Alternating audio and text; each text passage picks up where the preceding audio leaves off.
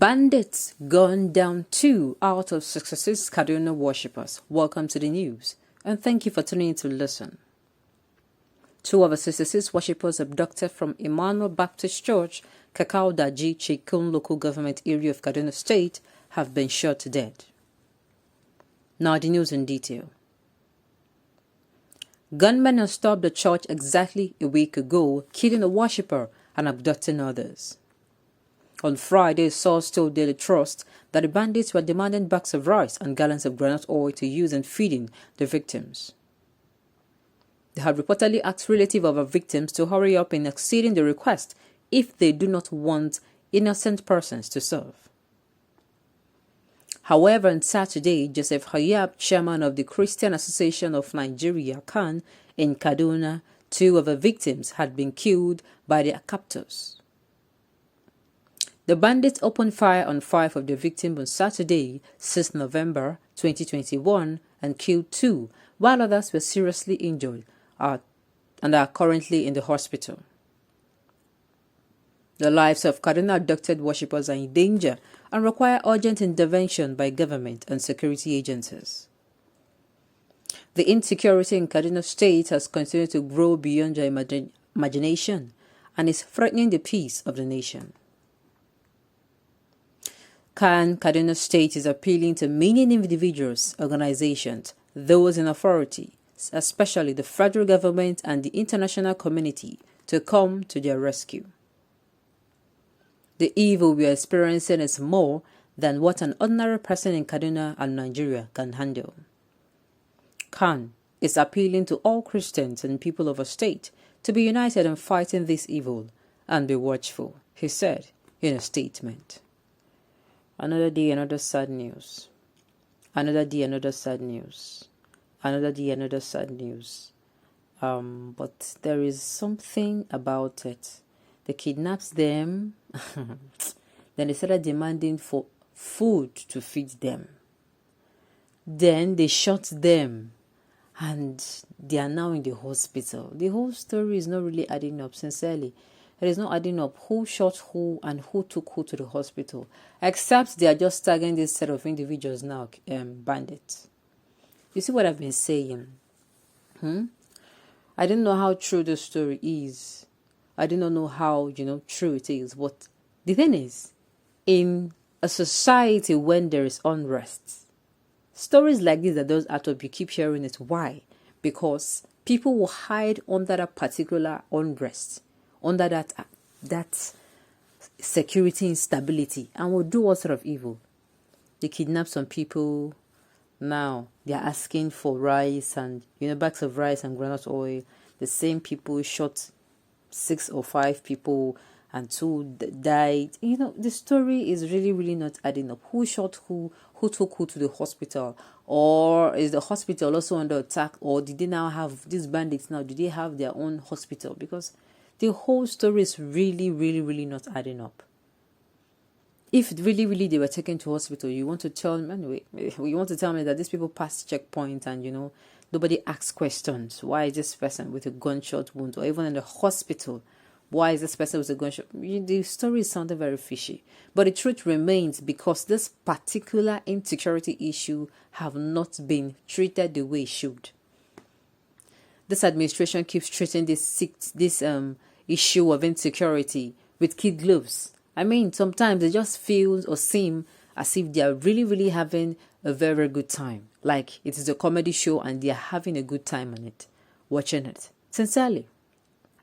Because tell me how news like this will keep going on once, twice, thrice in a week. I mean, it goes on a daily basis and you're not bothered.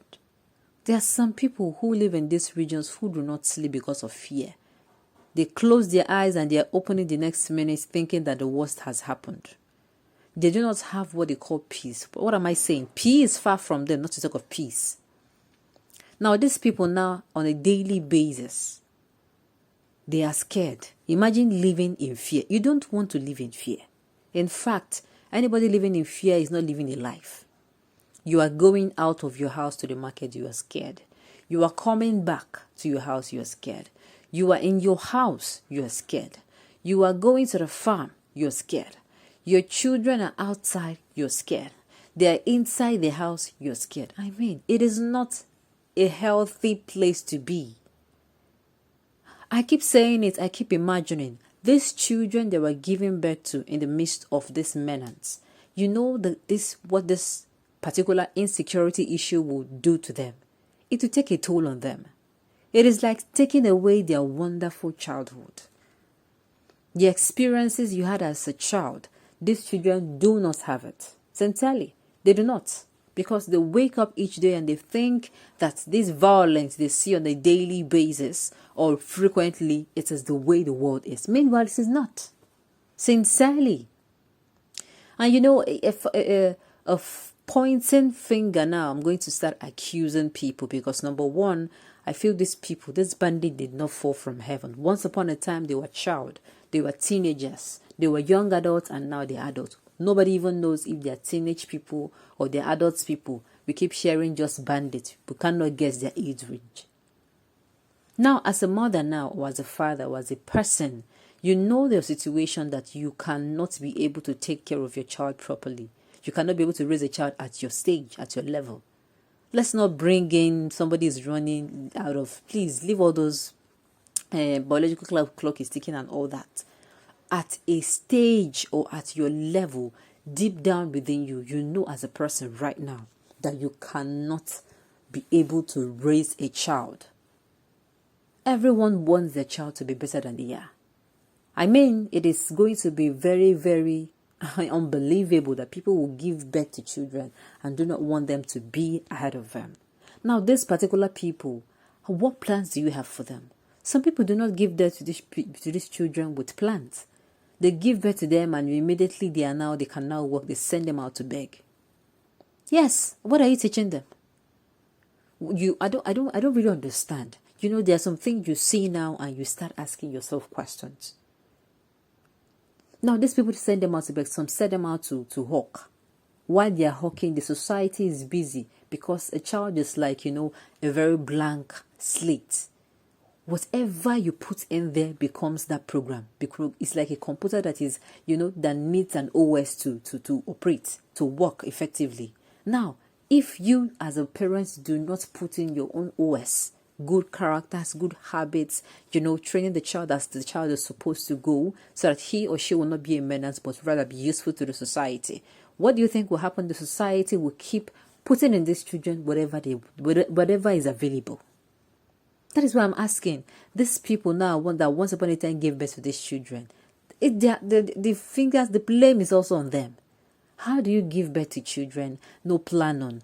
As a child, as a human being, look, the thing is, as a human being, you're not even wanting those coming after you to feel the suffering you're feeling. Except you are not. What am I saying? Even animals guard their children and make sure that child, you know, it grows up and becomes stronger. It is unfortunate that charity begins at home, and yet parents or this particular group of people that keep giving birth to children without any plan at all for those children, they have turned them into the nuisance and menace who is now troubling both themselves and the society. It is really, really sad. On this note, we have come to the end of the news. We say thank you for tuning in to listen. Until I come your way next time, enjoy the rest of the day.